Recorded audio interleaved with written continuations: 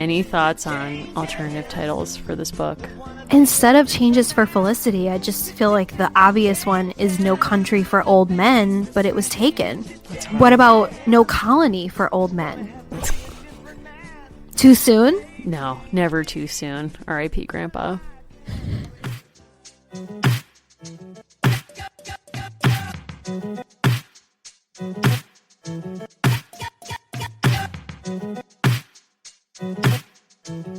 Welcome back, everybody. We made it. Wherever you are right now, I hope that you are congratulating yourself however feels appropriate, eating jelly beans as Allison is right now, Ronald Reagan style, or sipping your maybe 8th can of seltzer today as I am. We made it to the end of the Felicity journey. Changes for Felicity, Book 6. Here we go. This is American Girls, the podcast where we are reliving the American Girls series book by book. I'm Mary. And I'm Allison. You're currently voguing over there. You were like ready to rock on this. I'm excited that we've come through another year with Felicity Merriman and company. I'm just happy we've come to the end of Felicity Merriman. Is that wrong to say? It's not wrong because I think she's evolved. I think she's grown. No. Maybe sometimes not as fast as we would have liked, but I think we get a lot of closure in this book. I completely disagree with you on almost every single point. I think that's good. But that's why I love you. It's like we complement each other. This is a woman who has devolved, a young lady who has devolved. I think there's some emotional immaturity happening. I think she's blocked. I think there's inappropriate relationships with men all over her life. But isn't that what becoming an adult as a female is about? I mean, I'd have to revisit the I'm Not a Girl, Not Yet a Woman music video. Like, maybe that's in there. By the way, quick sidebar, Britney Spears, we're thinking about you, and I hope you're okay. I'm really concerned, and I'm really ashamed of us that wasn't the top thing in our outline for tonight. It just occurred to me when I mentioned that music video that, I am extremely, it's kind of like, when something is so serious and you're just like, oh, of course, that's on my mind. So I want to make a parallel really quickly. Britney Spears is still in receivership, correct? Yes. So she doesn't have control of her own finances. And I'm just going to say this. If I were a teacher, I would teach the American Revolution through Britney Spears. I think it's like the only sane act in 2019. She's a colony of herself. Wow. Like, she is expected to produce and produce and produce, but the second she complains about her representation, she's at war with her family. Right. Yeah. And instead of her rebelling against the mother country vis-a-vis England, it's really a patriarchal situation. It's the king. She has to cut off the head of the king. But then here we go again. It's like the king is dead. Long live the king. Who's going to be the next conservator? I'm just really concerned. And you know that 2 years ago now, I started almost weeping at New Year's because she was performing really well and Ryan Seacrest was involved, which is a whole other thing. Allison, for me. We're not making this about Ryan Seacrest. No. I won't. But I'm just saying, she's such a fantastic performer. Our beautiful and wonderful intellectual friend Tanya got us tickets to Britney Spears.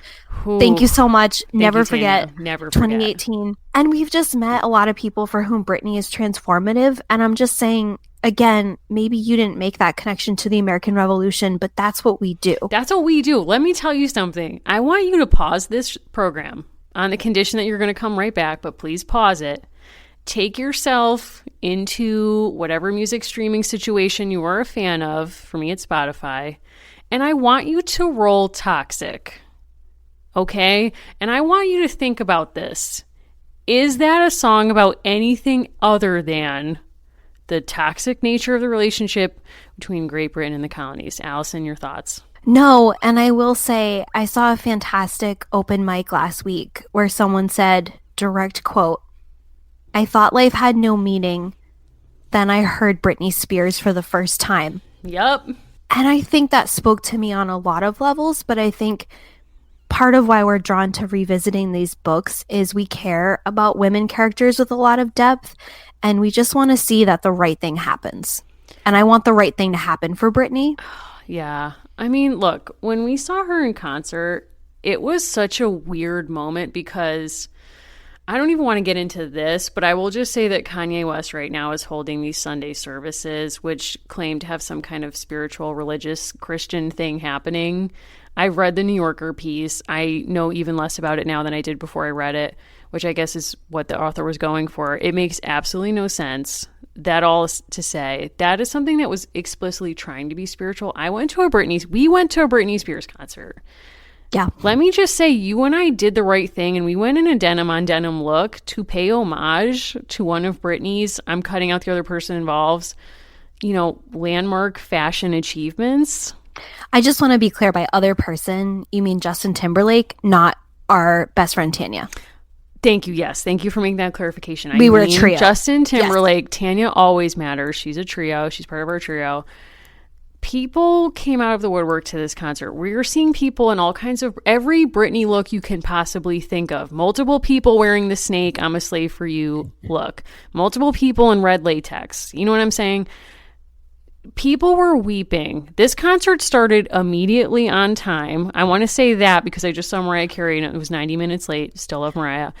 Britney Spears came out. Do I think she sang a single note live? No. But you know what? That's not what Britney Spears is for. No, it's not. It's not. Like, I think Join or Die, you could put that above a Britney Spears concert much the same way that Ben Franklin did as a masthead, and people would get it. Right. And look, is I'm a slave for you a problem in the same way that maybe John Adams and Thomas Jefferson calling themselves slaves to the empire is a problem? Yes. Yeah, definitely. But you know what? I don't think she wrote that song. Did she willingly perform it and record it? Yes. She did, but that was a moment where Justin Timberlake used the same discourse. I don't even want to speak on that because I'm so genuinely, like, kidding aside, very upset about the way the media has treated her in light of, and the way that Justin Timberlake has been complicit in that. So I just need to give the listener a little bit of context, which is that we started recording this with you at least an 11. Yeah. Because we're already thinking about empire. We're thinking about the mother country. We're thinking about Great Britain. And as we're getting ready to record, all this news is dropping, or I should say rumor about Prince William. And I'm just going to say this book brings up a lot of complex topics about loyalty and being a loyalist. And you and I love the royal family, but there's a lot of complex emotions right now. You didn't start at a medium tonight. No, I did not. Let me give you a timeline. I went through my day. Things were fairly normal, okay? Then I get a text message from my partner saying, can we have pizza for dinner tonight? That sends me through the roof. You know I love pizza. I also had pizza. Thank you. Then I go pick up my pizza. I see that they've just put in a Dollar General in the middle of nowhere place where I live. Even further high. I love a dollar store. It's a safe space for me. Then I get home. I'm reading this book. Didn't love it. We'll get into that. Thinking a lot of feelings about that. Before I even sit down with the book, I'm like flipping through it, preparing to read it. I go on my phone on Twitter. I'm like distracting myself. I see Prince William is a trending topic on Twitter. I'm like, okay, I got to get into this. I'm seeing all these rumors that he cheated on his wife. And I'm texting you all these tweets that are like hilarious, first of all. I'm like, Allison, oh my God, what's happening? And you basically were like, we need to record. Can you maybe, like, Felicity is waiting. Can you maybe dip into that book? Yes, I did do that.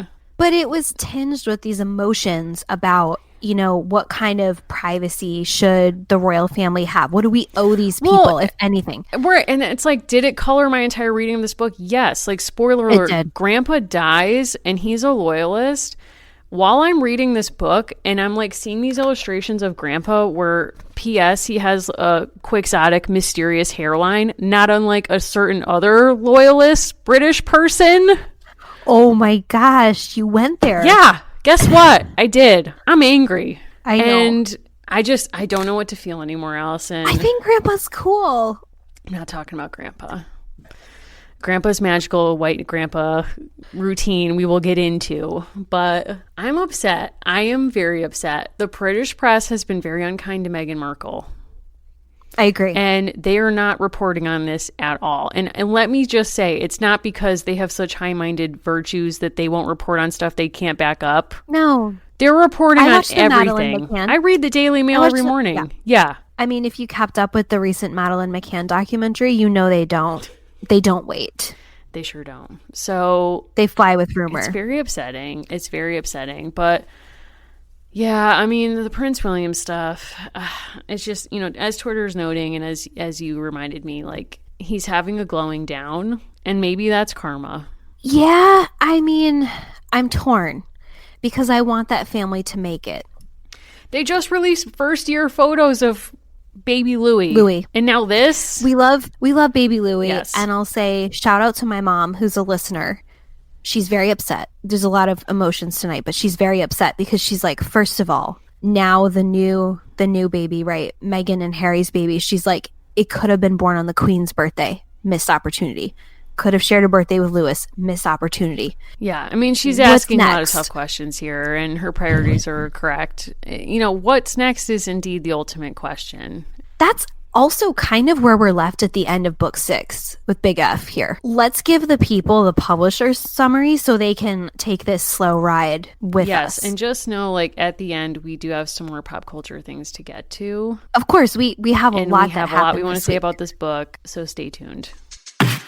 This episode is brought to you by Podcorn. Podcorn is a marketplace connecting podcasters to advertisers for native podcast sponsorships. What does that actually mean? Well, for our purposes, it means that we don't have to run ads on our show for products and services we don't believe in.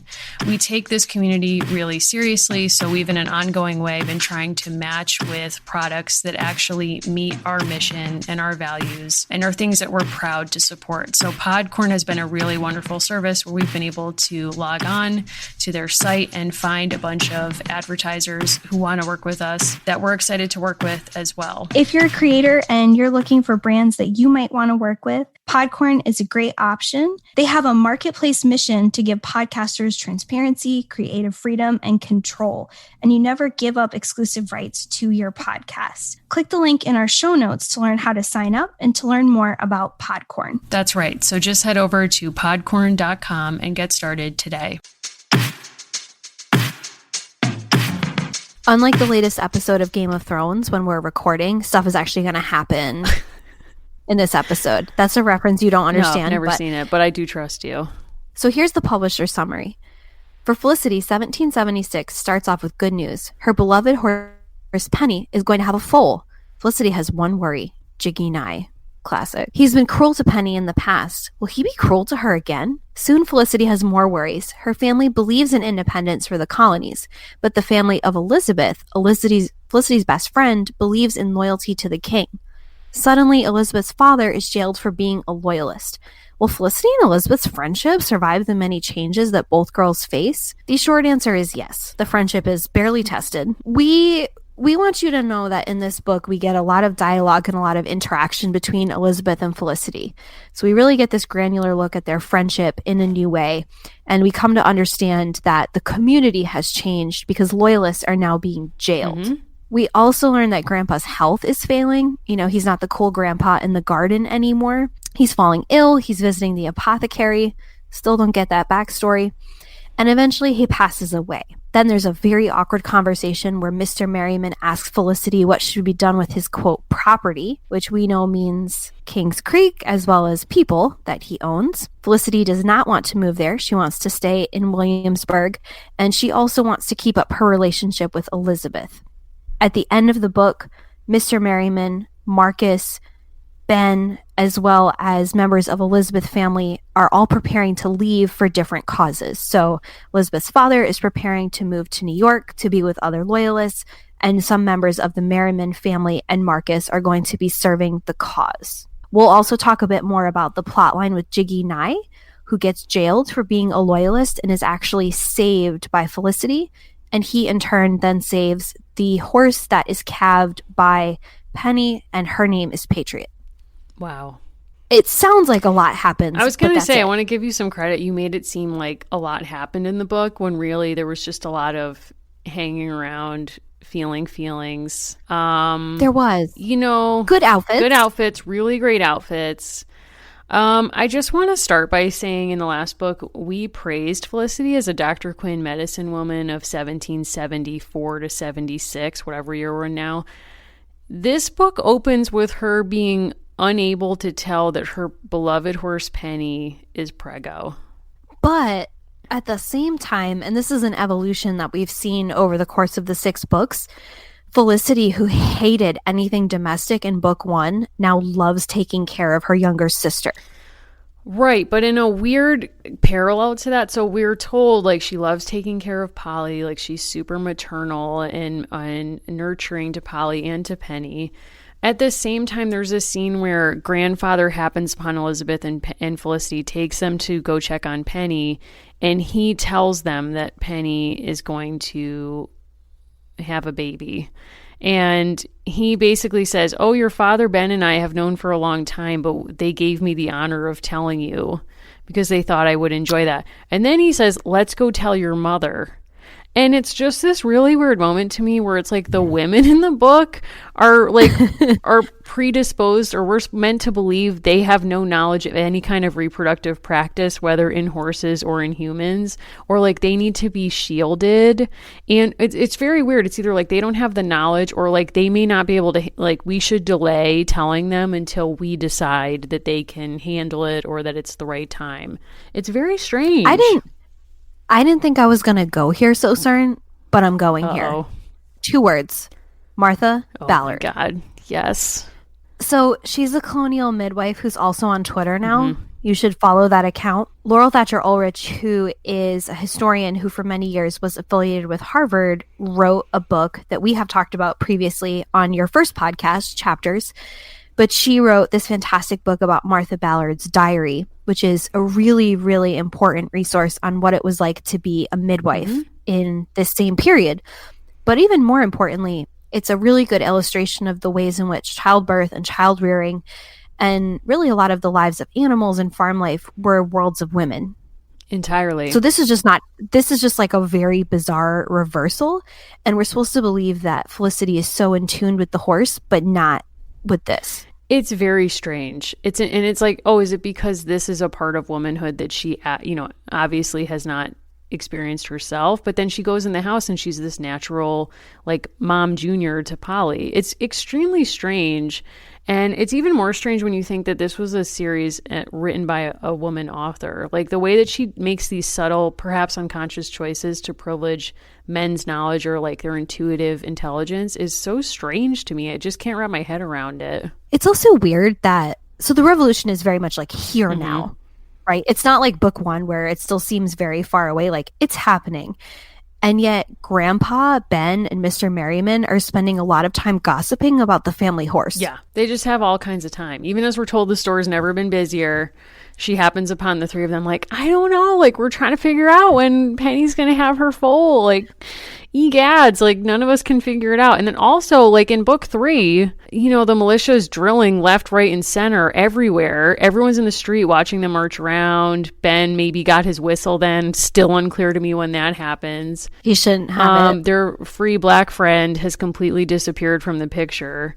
But it's like at the same time that the revolution is actually happening now and there's more people in Williamsburg than ever, like mixed up in this, we have no scene or even appearance of any kind of militia or military presence. No, what was interesting to me, because I don't think this is what we imagine when we picture the American Revolution in these early years, the main way that we learn about the revolution happening is people being put in jail and the jail being basically overrun with too many people. And they're being jailed for being loyalists.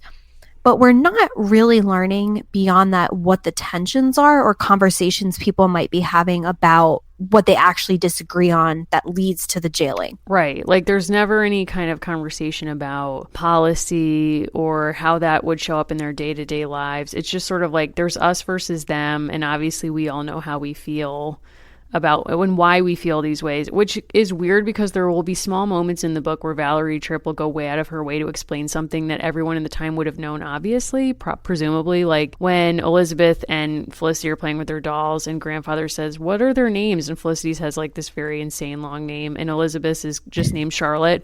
And he goes out of his way to awkwardly say like, You mean Charlotte, as in Queen Charlotte, the wife of King George, like our king of all the colonies who all the patriots want to rebel against? And it's just this weird narration that happens sometimes in poorly constructed sitcoms where someone has to build in some storytelling and they do it in the most like subtle, like a freight train way. So it's like, okay, thank you for reminding us the name of the queen, but could you maybe tell us why it's important for you to be a loyalist? We don't know. I mean, other than there's kind of an obvious that grandpa has a lot of property at stake, but that's not necessarily a reason. Yeah. Because people went both ways with that. Yeah. I think from the beginning, you know, again, you talked about subtlety, like Penny, because she's both independent and the color of copper, check. And then, of course, the baby calf is named Patriot. We get it, right? She's birthing a patriot. Polly's also probably a patriot. I'm just going to assume because she's like a Spirit of 76 baby. But something I kept thinking about, there are people that you and I follow online who do a lot of work with loyalists now. And we've been following Taylor Stormer, who's a public historian, and he posts a lot about the ways in which we have such a bias in the United States against loyalists to a degree where we really don't understand their story. Mm-hmm. And when you think about it, a smart thing, I suppose, about this book is it isn't as if we get such a different picture of loyalists, that they're these demonized people or they're so radically different. It does kind of feel like one day people woke up and jailed a portion of their community. Right. Like, we know that there are real tensions, but they're not necessarily at the surface the way the text is written. And I think maybe what that's getting at is these are people that coexisted until really recently, and now there's this divide. It makes me think two things. One, in some ways, I kind of wonder in hindsight if it would have been more transgressive of American Girl to make their American Revolutionary character actually a loyalist. Never gonna happen. I know, but I'm saying, wouldn't that have been interesting if they actually told a story about a loyalist family and a girl who actually is as ardently and sort of blindly in favor of her family's cause as Felicity is, without really understanding what's happening. And because it would be interesting, because at the end of the books, they could also explore what it means to be on the losing side of a historical movement or war. You know, what would that story have been like? You know, where would we have gone with that? As I was reading the book, I guess because I was bored of the book, I kept thinking, this is the story I wish this book was telling, or I guess the series in some way. Secondly, when they name the horse Patriot, I'm just going to put this out there, just a question to you and our listeners. Do you imagine that Mel Gibson read this book to his daughter? Yes. And closed the book and just stared into the middle distance and thought, Patriot, the Patriot, and I erase all the women. Thoughts? It's like there's something there. Yeah, that was... So I'll say this. We haven't given a ton of care to Elizabeth's spin-off content because she's the loyalist in the story, and that may really be worth our time. But I think part of why we don't have some of that cultural baggage with loyalists is there isn't a comparable lost cause to the loyalists as there is with the Civil War. Yeah, and I think that's because there's no cause that they need a justification for continuing or for mourning the loss of, in the way that the lost cause was in many ways invented to mourn or explain their loss in the war by saying, like, but we won the higher moral war. Of course, we're preserving our way of life, and we will continue to work for white supremacy, essentially, as their national value. It doesn't really work, I don't think, for loyalists, because basically the British Empire was just fine. Yeah. So it's not like anyone's mourning, like, oh, remember the days when we were allowed to be, you know, like openly owning people as property, like, because that's good times. Also. Yeah, that stays also. But yeah, it's not this. I don't think it's the same, because the British Empire is kind of just fine for a long period of time after this. So I don't think there was the immediate mourning, I guess, for the loss of the colonies, because they had plenty of, not that they had plenty of others to go around, but I mean, I think the sun still doesn't set on the British Empire in 2019, if, you know, including the Commonwealths. I think so. When you look at the aftermath of the American Revolution, we can think of stories of people who are sort of like common or poorer, who lose a lot over the course of the revolution, or don't have gains that maybe are promised. But wealthy loyalists often stayed wealthy. And I say that because I'm thinking of the various treaties and the court cases. And I was on a guided tour a few weeks ago, or sorry, no, it was a few months ago. And it was a mansion in Massachusetts. And it was a home that had belonged to loyalists. And there was this conversation on the tour about how in the aftermath of the revolution, the family was part of this very large lawsuit where they essentially sued and got a whole bunch of money back, almost as reparations for what they had lost as staying loyal to the king. And the people on the tour literally started clapping and they were like, that's wonderful. That's really good to hear. No, and I don't say that to poke fun, but there was this sense of like these people had suffered an injustice as opposed to they chose a side and it proved to not be victorious. Like there's this very strange, I think, both apathy towards loyalists, like that cause just doesn't matter, or there's this like very quick forgiveness because like you're saying, being absorbed back into society, in many cases, these people actually did okay if they had privilege already. Right. Yeah, I don't think, and again, people can fact check us on this one, but I don't think it changed their lives in the same way that, you know, potentially the Civil War did. But also that reaction of people on the tour you went on is really strange because I wonder if the person had said like, yeah, and actually as a museum, we're doing some interpretive work around, you know, like comparing the language used for these kinds of payments to like modern discussions about reparations. Shouldn't we pay reparations out of our taxes? People would be like, single clap. My adamant no was to even the term reparations. Like that's a term that I introduced, but I think there was an understanding in that context if this was just what was fair. And I think it's also the difference between of all the genocides in the 20th century. I think for many people, there's a fundamental sense of fairness in returning art to Holocaust survivors. There are not comparable conversations about other forms of survivors or other survivors of equally atrocious genocides. There just isn't a conversation about it. But this impulse to say this art should be returned to this community, I think is often unquestioned. But to bring up a different case, people don't see that connection. Right. And we can probably imagine reasons for that. Yeah. I think I was a little bit thrown by Jiggy Nye. And again, we want a class history that just doesn't exist. You know, thinking about him as a tanner, thinking about him as a person who has clearly problems with alcohol. He's missing his first wife and or Miss Manderley. I don't know.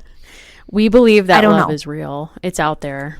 It's do, subtext. But I think when we do our fan fiction journey, he's a person that it really would be interesting to get into his brain. Like, what's at stake for him in being a loyalist? Yeah, I don't know. And that's why it would be interesting to know more of his backstory. Like, is this a property issue? Did he, as I imagine in my mind, perhaps serve in the 7 Years' War and he still feels that loyalty? Well, there's also a very, I think, 1990s approach to what we would think of as his illness, which is his alcoholism. That very much did not exist in the 18th century. Yeah. Like, he becomes very ill while he is in the jail, and Felicity and Elizabeth, as well as Grandpa, impart gifts that save his life. But there's sort of this discourse around Jiggy Nye, like, well, he was ill, now he's better, he had these terrible troubles, he had this sort of sickness and addiction. Like, that is not 18th century thinking about alcohol. It's for sure not. And in a weird way, it's almost like, I mean, it feels like some kind of commentary on the 90s that the story we get is here's a man struggling with addiction and money problems. So we're going to put him in prison. And prison is ultimately the thing that leads to his redemption and healing. And it also is through private enterprise, like private aid organizations in the form of Grandpa, Elizabeth, and Felicity heal him, and he comes out of jail and he's like a new person. He doesn't drink, the alcoholism is gone, which is a word that would have made no sense to anybody in the 1770s. And, you know, his debts have been repaid. He's back to who he was before. So it's this weird like 90s discourse about like prisons that they work and that they can not only heal crime, but also your health and your addiction. Yeah. It's really weird and really kind of disturbing. We'll post the visual, but the way that Jiggy Knight looks when he's in jail, it's literally cartoonish, insane. Of course. And we'll have to talk at some point in greater depth. The art in these books really is fantastic, and it's very beautiful. And the artist did a wonderful job with it. And it's something I appreciate because I don't tend to read books with pictures or art anymore. But when Felicity goes to Jiggy Nye to secure his help, it's such a sea change and it's so radical. But even as a reader, I found myself lulled into like, yeah, of course he's better. But he is literally about to die. Yeah. 10 pages earlier. I wanted to be like, what is the presumed diagnosis of Jiggy Nye in jail? Wow. Would love to know, because we're meant to believe that one blanket and Grandpa paying part of his debts is the healing thing. It's just really kind of disturbing to think like actually what this story does is give you a 1990 whatever definition of what health is supposed to look like. And health is meant to be someone with no debt, no addiction, no kind of trauma or personal baggage. And I just think that's kind of a messed up way to present what it means to be, I don't know, a healthy person. I mean, it's just not realistic. And it's just kind of demeaning of people with these issues. And something I do think the book gets right about colonial jailing. I think a lot of people have that visual of people in stocks, right? Or they picture these very kind of public forms of humiliation and punishment.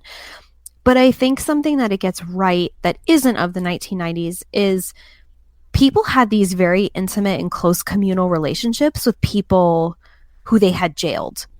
And I think today most people live very disconnected, not just from people who are incarcerated, but systems of incarceration.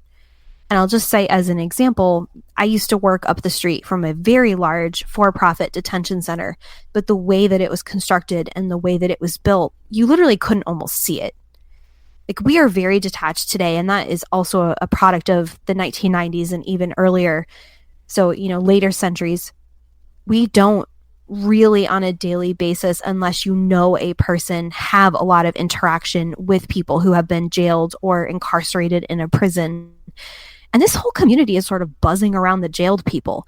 That is accurate for the time. They are not separate unless they're in a very sort of cutting edge institution. I'm thinking like in Pennsylvania, like in the Philadelphia, is it a retreat at that point? Or like Eastern State Penitentiary is not quite there. But the retreat. Which we visited. Yes, we did. Whoop, whoop. Field trip. That was part of like a Quaker journey. We like to go on like utopian vacays together. So we've gone on some Quaker vacays. We went on some Shaker vacays. Those are dreams. I loved it. We went to Swarthmore. We looked at Jane Addams papers. We looked at Peace papers. Quaker papers. Then we went to Philadelphia. Oh my God. Then we went to that, speaking of American Revolution, remember we went to the Constitution Museum? Yeah, of course we did. If you have not been to this place, please go if for no other reason than you can see a woman. I hope she's still there. She basically performs the American Revolution as a one-woman show with a head mic and like a slideshow helping her out. It is not of this world. That was great. And I remember interpretive folks working there kind of snickered at Rhode Island. And I was like, listen, that reaction is appropriate and professional, but also not wanted. Yeah, it's hard for someone from Rhode Island to go to that museum because, like, yes, we were late adopters, but also we have standards. We're not Delaware. Wow. I hope we don't have any listeners in Delaware. I mean, I guess I'm sorry. You guys have Joe Biden for whatever that's worth. He was the vice president. That's nice. He likes Amtrak. That's cool. Well, part of why we call this No Country for Old Men is that I do think it's fascinating that Grandpa literally dies rather than have to face the revolution. This is a book. Okay, so let me back up for a second. This is a book that I had a problem with because some of the main characters we get are not really fully sketched out as people. They're kind of archetypes. Yeah. Like Elizabeth basically is like this angel who moves through the book, who is just kind of like a collection of virtues held together by a cloak. And, she's always saying to Felicity, like, we should help Jiggy Nye. We should do the right thing. And I know, like, we find out later that her father is in jail. And so she's thinking about that and wanting people to be kind to him. And that's great. But there's no like humanity to Elizabeth. There's no like detail that makes you think, like that tells me something about Elizabeth as a person. These are things she likes. You know, this is what she's interested in. Nothing of the kind. And with Grandpa, it's kind of the same. And I do want to put this out there as a theory. I do think Grandpa is the Beth March of this book. That's hard to take, but true. Because he really is too pure for this world. First of all, you know a character is going to die when out of nowhere there's some narration that celebrates the beauty of babies and life coming into the world. Kind of from left field. You're like, uh-oh, someone's about to leave the world. Here we go. And at first I thought it was going to be Jiggy and I, and then it ends up being Grandpa. But he is like Beth March in that he too is just a collection of virtues. He's defined basically by a series of charitable acts. And in this book, at least, definitely not the other books. And whoopsies, but he's too pure for the world in which loyalists will no longer make sense.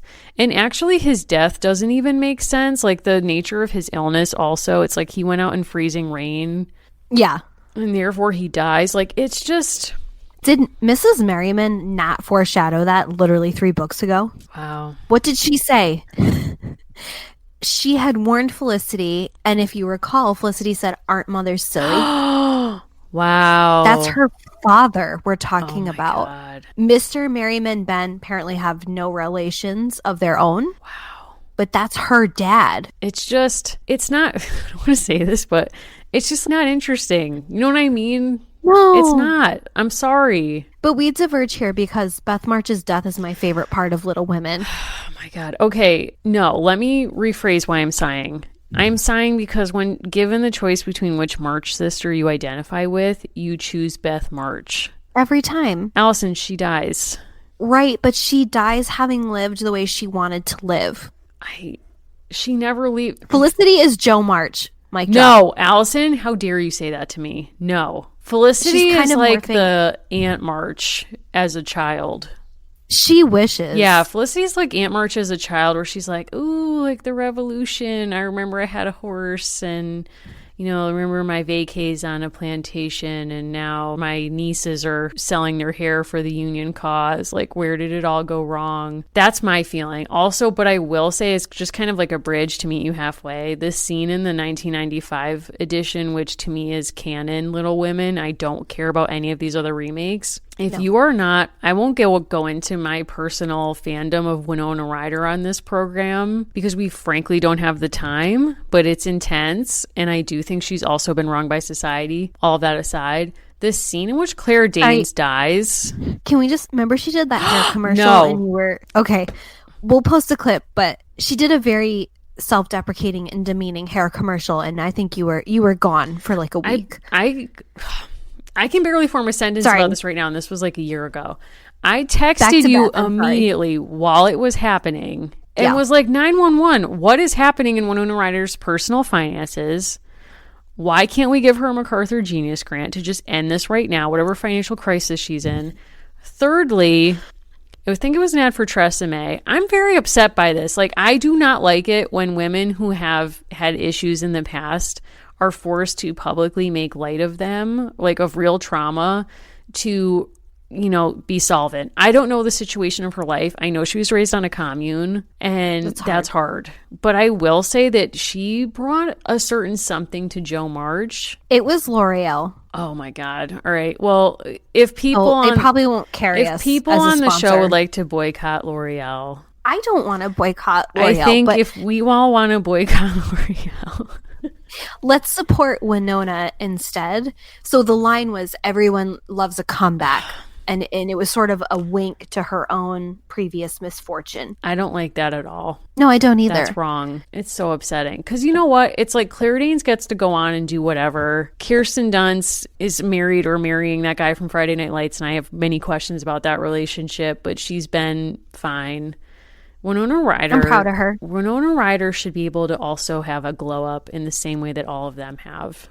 I think she has. I think she's a person who will be better understood many decades later. I think that's probably true. I mean, look, I have even sat myself down and watched her, whatever films are available of hers on Netflix, not limited to, but including a movie called the best American quilt or something of that kind. Yes. And it's my favorite kind of movie where it's like just women together, like working some stuff out, not a lot of plot, but they all make a quilt together. And I'm like, thumbs up, into it. Okay, but that's basically this book and you didn't like it. Because, yeah, you know what? There's a lot of like men are here to save us stuff in this book that I truly do not care for. Like Grandpa has to move through these spaces and magically heal stuff and pay people off, get people out of jail, loyalist sympathy stuff. And it's just, I do not like these kinds of plot lines. Like, Beth wasn't off paying people's debts and stuff. She just let people feel things. She did. I'll say this too. I'm kind of with you. You know, you had made a note that you just wouldn't want to be present at this horse's birth. And I can't agree more. I can't. This scene is so traumatic for me. I can't even really talk about it. But I will just say, and I know this is the last time I get to talk about this with this series. Okay, just for people who have not read this book, so we have this whole plot line the whole time. The horse is going to have a foal, like everybody like can guess no one can guess when this is going to happen. Felicity is awakened in the middle of the night by Ben and her mother saying that Penny is about to have Patriot, basically, and there's a problem. Ben knows enough to know there's a problem. Felicity takes off and gets Jiggy Nye, who doesn't seem like overly into helping, except he's like, I guess I owe you a kindness. And it's like, dude, get over yourself. Anyway, you're not busy. You have nothing else going on. So he comes and there's this like, when he arrives, Ben is shocked to see Jiggy Nye and doesn't get that Felicity literally invited him in the middle of the night. So first of all, it's like, why do you think he would roll up in the middle of the night? Right. Unannounced. But then his immediate reaction is, I will kill you. Like, he has this weird aggro move where earlier in the book he says, Felicity, you were such a good friend to me. Like, you helped me when I wanted to run away and you were such a good friend. I only wish I could be as good a friend to you. So we're meant to see this scene as him kind of trying to live up to that wish of wanting to be a good friend to her. But really it comes off like, sir, you were 16 years old. I'm going to do a direct quote, page 54. If you hurt Felicity or Penny, I'll kill you. Mark me, I will. It's all right, Ben, explained Felicity. She already has to talk him down off the ledge. They're not even married yet. I brought him here. He knows how to help Penny. Ben looked confused. He speaks for us all. It's all right, Ben. He is a friend. Like, I'm just going to say this. He's not a friend. Not. And also, I guess that's one of the reasons I've kept against Felicity is that even in the last book, her definition of what a friend is just as lost as it is now. What are you laughing at? Because it's true, but also she's 10 and a half. I don't care. Like, she's so misguided. It's just, I wanted to see some personal growth, and yet here's the story of friendship we get in this book. Elizabeth is distant from her because her dad is in jail. She slips her a sampler at church that says something like, that was a great scene, where it's like, true friends, like, will never be separated. I forget what the message is, but that's the substance of it. Elizabeth, in turn, basically puts this in a frame in stages like what Melissa Etheridge would call a come to my window moment, where she puts it in her window. Felicity keeps going to her house and is like, where are you? And she sees the sampler in the window and is like, okay, at least we're still friends. And Elizabeth comes back later and is like, you're still my best friend. Like, need we warn anyone or remind them that there's a war happening? Who has the time when we have all these weird friendship battles and, like, Felicity trying to bring a horse into the world, even though she's Dr. Quinn Medicine Woman, she has no... I mean, I thought she was going to deliver this horse. That's what I thought was going to happen. I did too, and I'm a little disappointed. Yeah, that's why I'm like, I don't want... Or I would have liked if Penny actually ran away from all of them and was kind of like, my name is Independence. I'm doing this on my own. You guys are all crazy. Check back with me later. But I didn't like the Jiggy Nye came back in. But Ben is reacting in a way that's so insane as like an alleged friend. You wouldn't have this kind of strong, I will kill you reaction. So that part is weird. But overall, this book doesn't have a ton going on with it. It doesn't. It has a lot of conversations. It has a lot of chit chat. Let me tell you another thing. It doesn't have any people. There are no enslaved people in this book. So we do learn that Marcus is going to be responsible for horse care. Well, we get a scene of Marcus driving the carriage back to the plantation with Grandpa's body. I just want to say, I'm reading subtext in that scene, but there is a mention of, like, it's a bumpy road. You, Allison, you it's have in this there. fantasy Then that this is Django Unchained. Yes. And he throws Grandpa's body over a cliff, which it doesn't but happen. it should happen. And then he would be like, oops, this war's been hard on everybody. The topography has changed.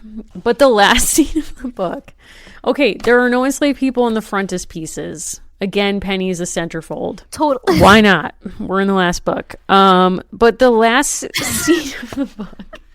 Also, the description of Felicity in that made me really laugh because it says, of Jiggy Nye, Felicity's old enemy who treated Penny cruelly. You're 9. Do you really have old enemies? Sorry, what 9-year-old is like, can't walk down that street right now. My old enemy's out there in front of Dunkin' Donuts. Can we take a beat here on the corner?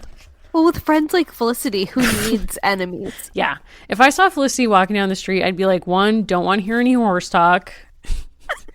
So I will say a very valid piece of feedback I have received, very valid, is that we don't really know anything about horses. Oh, that's entirely fair. So I was gifted a book called Girls and Their Horses, part of the Be Your Best American Girl series. Okay. So The this is cover, sort of a can I bombshell. just say this? The cover you just showed me is a girl kissing a horse. It Red is, flag but the number child 1. who owned it scribbled all over the frontispiece. So here's what I love about this. So it's for American Girl lovers and magazine subscribers who, quote, love horses and dream of caring for a horse. So they're riffing on that. Here's the visual that I love. A child took a pink marker and was like, this whole page is important. It's all essential. And highlighted all of that. And then they highlighted show jumper, horse chores, and horse guide.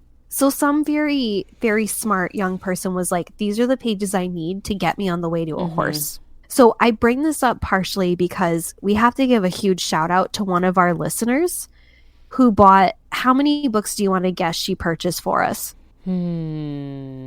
It's a fortuitous number, like the year of my birth number. What? 87? Yes. What? She bought us 87 American Girl books. Really? Yes. So our listener, Emma, who is originally from Montana, bought us 87 American Girl Emma, books. What a hero. I'm going to post a picture. She's a listener. She's also a colleague of mine. She loves American Girl and she loves horses Thank more. you, Emma. And she very kindly noted that like we could use some input from horse girls. She's not wrong. No. And that's all I can really There's say. things we don't understand. There's a lot we don't understand. Like, we have our own quirks. We're not saying we're perfect. It's just not a journey either of us have gone on. So we're kind of flying blind here. And, just I'm ready to be educated. Great. So this book, I think, is kind of like, it's a pump the brakes for every little girl who read Felicity and was like, I'm prepared to own a horse. A lot of it's like, you're really not. Like, you probably will never get there. That's probably true. Which I think is good. Yeah. I mean, I'm trying to put myself in the headspace of like 9-year-old me and what kind of thing I would want to seek out after concluding this series. It clearly wasn't, I wish I had a horse or could go riding horses. So I don't really know what the activity is. We first rode horses together. We did. We were driving through southwestern Connecticut and you saw a sign for horseback riding and basically we're like, you kind of get in the headspace where the spirit moves you to do something and it's just like, well, this is happening now. Yeah. And we were with our college friends and yeah, we all rode horses for the first time together. I thought I was going to die. And then I went from fearing it to being like, can the horses go faster, please? Like I wanted to gallop, and instead we were just sort of trotting in a line. It was also extremely cold out that day. But that's your Leo energy where you wanted it to be more dramatic than it needed to be. That's fine with me. Yeah, I accept that. Like it was like this pleasant, beautiful horse ride through Litchfield County, foliage, stone walls, and you were like, excuse me, can it go faster? Right. I was like, let's do this thing. I get it now. Let's roll. But this is also like you have this Felicity energy that you haven't resolved. Wow. I did have a therapist once say to me, we repeat until we repair. And it might just be that I keep repeating the Felicity story in my life until I'm prepared to repair it. So, I mean, what changes? Like, what has changed and changes for Felicity? Absolutely nothing. So, Elizabeth's dad is moving away. Several members of Felicity's family are moving away. Grandpa's dead. Grandpa is dead, that's for sure. Grandma was probably murdered. I accept that. I actually do think that could be a possibility. I'm open to that. Thank you. I hope Marcus runs away. I hope everyone runs away. I hope Nan runs away. She's unappreciated. Nan's my fave. Nan and William are so underappreciated. I love them. Because everyone loves Polly now. I know. It's really like they've really jumped from Felicity to Polly. And I just feel really sad for Nan because I think that, she brings something. I don't really know what it is, but she brings something to it. They're so dismissive of William, and it's like he's 3. It could be the middle child in me, but I just feel like they're not getting the attention they deserve, and it's wrong. Like, William is literally doing calisthenics to entertain Polly. Nobody cares. I care. But, sorry, go ahead. As you know, one of my favorite things is reading what other people think about these books on the internet. I'm terrified. Yes. And so a person who self-identified as the other John wrote a lot of reviews of these and other American Girl books. And I just loved his synopsis because he says, "So ends the American Girls Felicity series. Things change as the Revolutionary War really makes itself felt for Felicity and her family. The story itself is probably the weakest of the lot, but it contains some pleasant characters and illustrations. It fails to rise above simple waiting room material in terms of quality. No change there." And I love the savageness. And again, I'm not casting stones because we're 2 adults reviewing this on a podcast, but I love that this person who's like, not John, but other John. Right. And I pulled out the laptop. Yeah. He was like, click, clack. I got to make myself heard on this. Everyone wants to know what an adult man thinks about American Girl books. And clearly it's not waiting room material because you thought it important enough to write a review. Yeah. I have a lot of follow-up questions for this individual. And if he wants to reach out to us, please do. Someone also wrote a review in which they implied that Jiggy Nye was part of the Merriman family, which I found interesting. But I was like, what if he's an uncle? Oh, or what if he's Grandpa's brother? That's what I'm saying. Oh my God. I would actually really like that. He didn't inherit as much land, so he had to turn to the tannery. And he couldn't keep up with his own horse breeding lifestyle. Wow. And Grandpa comes in and he's like, I thought about sending you to the glue factory, but instead I'm going to pay your debts. I think that's really powerful. It could have happened. It might appear in my fan fiction forthcoming. That's a great segue because we're not done with Felicity. We are sure not. Like, the revolution is still unfinished, and we're not finished with this. We can't quit Felicity, even if she's ready to quit us. We're going to be investigating what we'll call Felicity Futures by dipping into the world of fan fiction. You're giving me a weird look. Maybe I won't call it that. It has to be all Fs. Okay. Felicity Futures, fan fiction. Okay, I'm into that. I'm very fascinated by fan fiction as a genre, and we're really interested to see where people take Felicity's story going forward beyond the end of the timeline of the books, or even just telling the stories from a different perspective, or whatever we find there. So we haven't read any yet. We can't comment on it, but we're very excited to that. And I think we might write some of our own and post it and just see what response we get, if any. So stay tuned for that. I also think one thing that is now so interesting that we're looking at this as the ending point. There is a mention in A Peek into the Past that in 1781, so 5 years after this series ends, there's fighting just outside of Williamsburg. And that's a really good reminder of how long the American Revolution actually lasts. And maybe this will be one of our jumping off points. How much more fascinating would it be to meet Felicity at age 16 when that fighting is happening and she's almost certainly married to Ben? Yeah. Oh, she's definitely going to be married to Ben. I would love to dip into Felicity's story when she's newly married and when kind of her experience of womanhood is shifting, and we get a sense of her going from a young girl who is taming a horse, in a hardly subtle metaphor for the ways in which she perhaps doesn't want to be tamed herself in the world she finds herself in, to then being a wife and mother. And what does it mean to raise children in a new republic, in a completely new nation? So reproducing liberty, reproducing freedom, all of these kind of concepts that historians have talked about in examining motherhood and Republican womanhood. Do you think there's a chance that when she inevitably inherits grandfather's plantation and the enslaved people who live there, that she frees everyone? No. And I'll say Okay. this, because it has not occurred to her in what we've seen so far. Like, that impulse isn't there. And, maybe she gets there, but it's also kind of like when the books talk about Marcus briefly at the end of the series, he's going to leave with father to be a commissary purchasing agent, or I forget what the term is, and when they leave town, we get her vision of her father leaving town with Marcus, and she describes father saying he looked, so handsome, and Penny's coat was shining like gold, and then there's no description of Marcus at all. So our last image of Felicity is as someone for whom Marcus's image riding out of town literally doesn't register and is not worthy of comment. So unless she goes through a major transformation, I don't see her being a super woke owner of a plantation. Yeah, true. And I mean, that would track more with what historically did happen in many families. Yeah.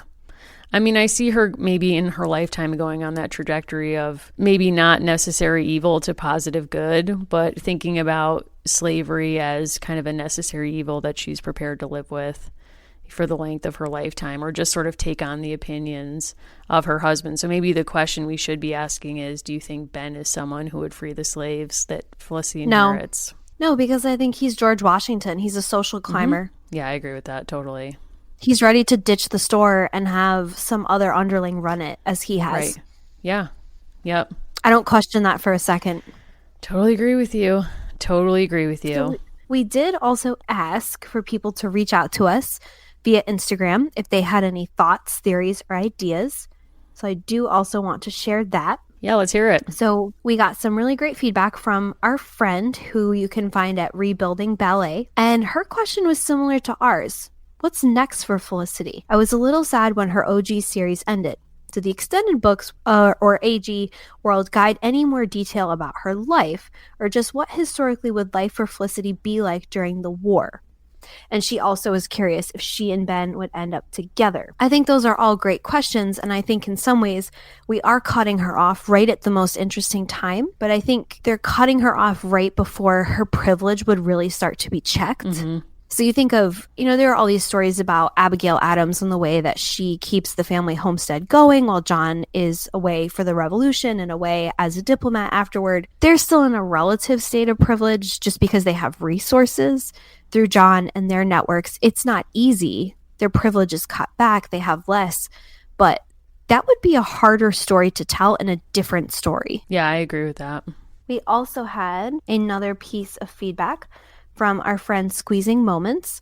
And a lot of these are folks who connected through us with doll accounts. And she mentions being a little bit older than us. And she talks about being a bookworm. But she also wanted to just share with us that Molly is really the person who planted the seed. Thank you. We feel the same way as well. You. And that she recently busted out her Molly that thankfully her mom saved. Thank you to moms. And she says she fell in love again. And I think that was really nice, because I love when people share with us that this or something else around this is triggering them to go back and look at these memories. And we're revisiting these things that we experienced as a child with fresh eyes. And I think that's different from nostalgia. Yeah, I think nostalgia is taking a really uncritical view of something that once meant a lot to you that you are revisiting because you desire to have the same emotional response that you're recalling having in the first place. And I don't think we can describe what we are doing as taking an uncritical view of these books. I think we have a deep appreciation for the series and the makers for what the books have meant in our lives and the choices we've made. But I think, we're also capable of looking back and saying, like this 90s multiculturalism and views of race sure makes for some not great reading, on second pass as an adult. But I don't think we can also say, we still enjoy it and it's still interesting. I don't know that I will be as equipped to be critical when it comes to Molly, because my connection was so much stronger as a child. Yeah, I'm worried about us with Molly. We'll have to see. I'm really We'll have worried. to have a safety check every episode of maybe a sound effect or something where it's if I hear you not being critical maybe when we should be, I'll hit a button and you can do the same for me. I also think that we're pretending that like that's the point at which we'll become unhinged when I have my Felicity doll sitting over my shoulder for the purpose of this recording. She has great hair, by the way. I have taken some photos of you too, which we will share. Thank you. I think overall this book had some challenges for us because again, it was dialogue heavy. We didn't feel like there was too many changes. But I think Valerie Tripp was playing the long game and she was like, I want to leave you wanting more. I think that could be true, but I think it could. What if she's also doing a subtle thing of like, the king is dead, long live the king? Like, in other words, when this revolution ends, like forecasting that it's going to end, what if Felicity's life doesn't change at all? Like, in other words, we've just changed one king for another and her, you know, limitations in life are exactly the same as they were under the king. Realistic. I mean, not to end with like a dark note, but, you know, what if there's no freedom doesn't mean much to a woman in the American Revolution?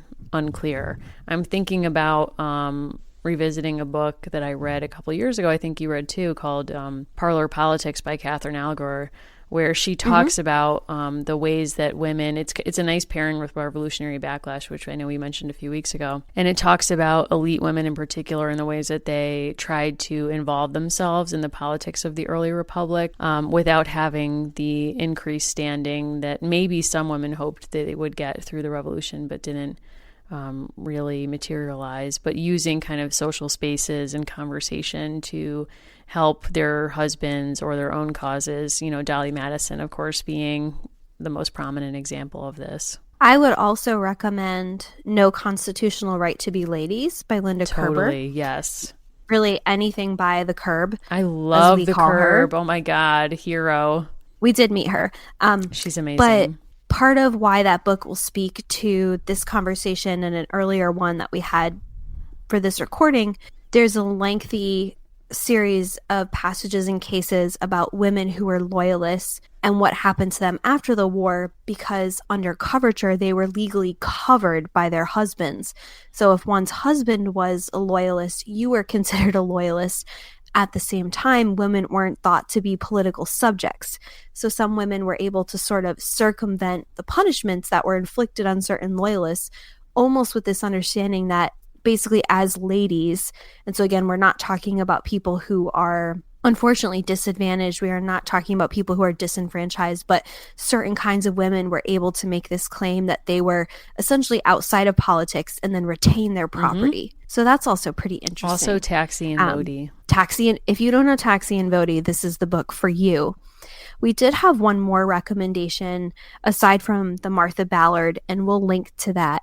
And it's an article by the historian Alan Taylor, and it's called The Unhappy Stephen Arnold. And it's basically a real-life Jiggy Nye, a person who is violent in his community who is punished. And that is in an edited collection, so we'll post that link when we put the episode notes up. And, you know, I just to transition us a little bit, I mean, by way of closing out the show, this book lacked a plot that satisfied, and in some ways, you know, I know for you, Allison, like true crime and detective and mysteries are something that kind of light you up and in a weird way calm you down, you know. Yes. Like watching a serial killer documentary is something that, you know, you do to unwind casually. Yes. I will take a BBC mystery with an elderly woman solving crimes. That calms me down, set in the past. I've been watching a lot of Miss Marple lately, and, you know, it feels like a safe space and like a kindred spirit. You know, but we both love to listen to podcasts together, kind of like, you know, a theme of the whole book's our friendship. And I think something for us is that we love to like take in the same pop culture stuff so that we can talk about it. So one of the journeys that we are on together right now that we just kind of want to briefly touch down on and invite people to join us on is a new podcast called The Ballad of Billy Balls. We love it. We're obsessed with this. Can't even talk about it. You texted me this morning that a new episode had dropped, and I immediately rolled it and was texting with you, but it is wild. It is absolutely, this is another show that also lacks a coherent plot, and yet we can't get enough of this, unlike, unfortunately, this book. I'm just going to humble brag for a second and just take us back like 2 steps.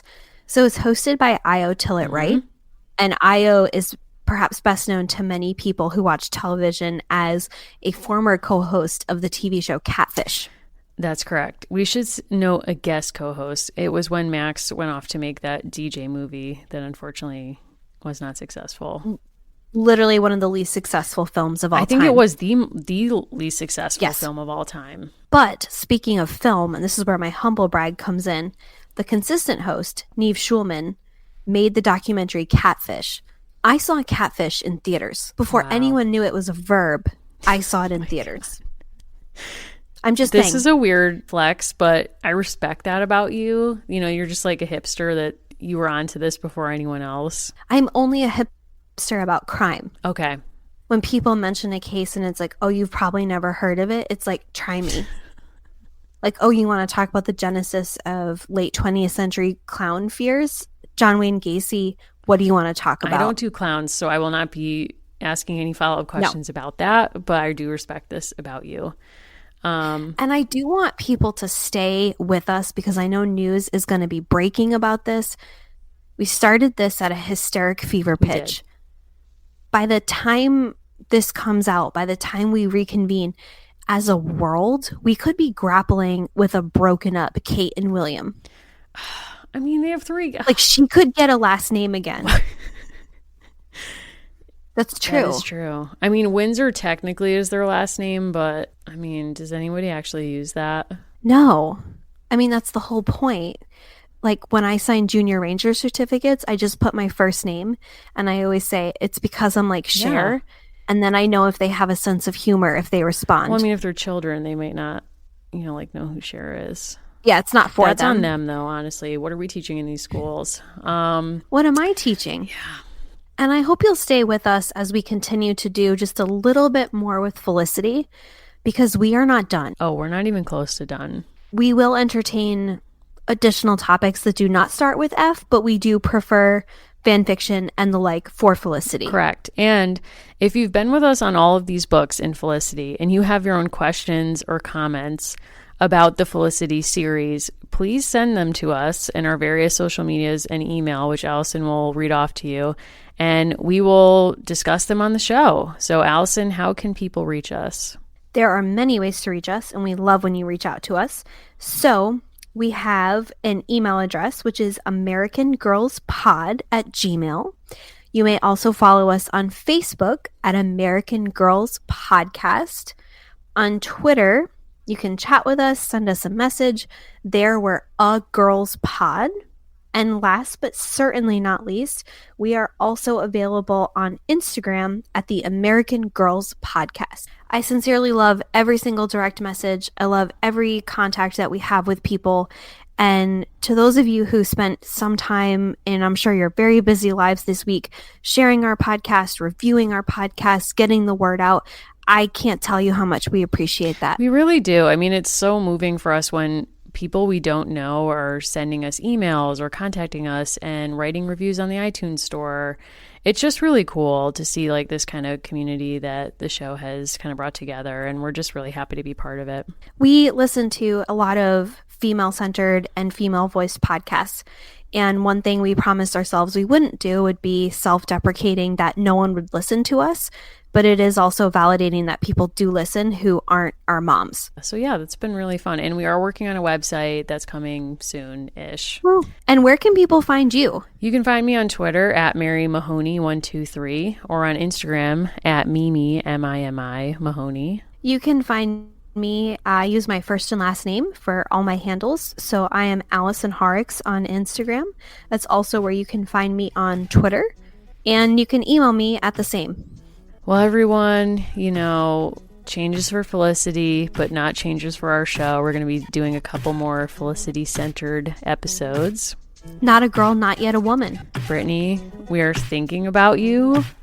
Can't stress this enough. You are our American girl for all times. And we also want to acknowledge Beyonce's homecoming, also an American girl who's above hot takes at this point. And she knows what it's like to be cheated on. Whew. Wow. I'm speaking to Kate Middleton, who I presume listens. You're the only loyalist that we respect right now. And Elizabeth. Well, of course, Elizabeth. I mean, that goes without saying. Like Beyonce, she's above hot takes. We're thinking of all of you, and please be in touch. Thank you. Until next time. Next time.